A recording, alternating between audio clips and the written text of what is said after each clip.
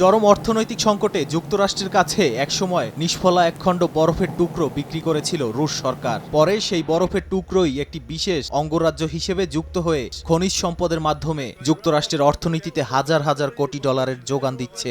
গণমাধ্যম বলছে, দিন দিন আলাস্কার উপর নজরদারি বাড়ছে বেইজিং ও মস্কোর। উপকূলে আনাগোনাও দেখা গেছে দুই দেশের সেনাদের। আর এ কারণে কৌশলগতভাবে গুরুত্বপূর্ণ এই অঙ্গরাজ্যটিতে আবারও অতিরিক্ত সেনা মোতায়েন করেছে যুক্তরাষ্ট্র।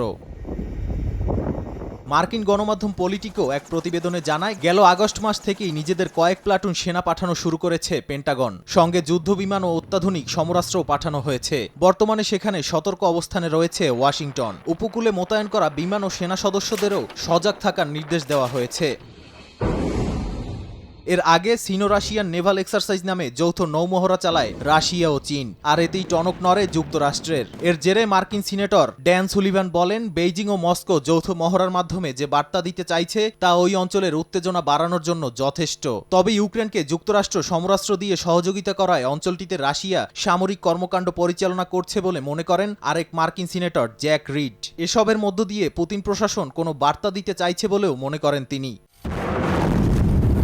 গেল সপ্তাহে রুশ প্রতিরক্ষা মন্ত্রণালয় জানায়, আলাস্কার কাছাকাছি অঞ্চলে ক্ষেপণাস্ত্র নিক্ষেপে সক্ষম TU-95 সহ বিভিন্ন যুদ্ধবিমান নিয়ে সফল অনুশীলন চালিয়েছে রুশ সেনারা। এছাড়া গত জুলাই মাসেও একই অঞ্চলে রাশিয়া ও চীন যুদ্ধবিমান নিয়ে যৌথ মহড়া চালায়। এরপর সবশেষ শুক্রবার রুশ পররাষ্ট্রমন্ত্রী সের্গেই ল্যাভরভ জানান, আর্কটিক অঞ্চলে নিজেদের সীমান্ত রক্ষায় এখন থেকে আরও নজরদারি বাড়াবে মস্কো।